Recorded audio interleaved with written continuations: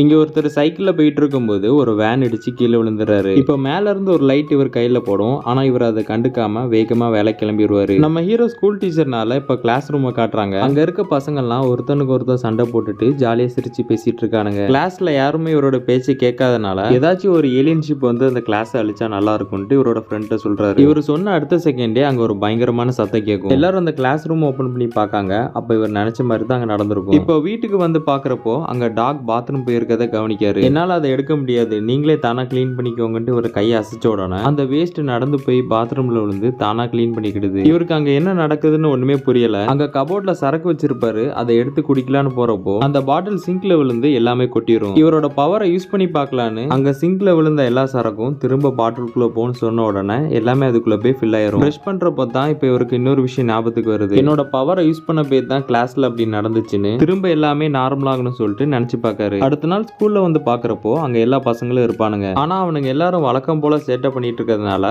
இவரோட பவரை யூஸ் பண்ணி எல்லாரையும் அமைதியாக்கிடுவாரு.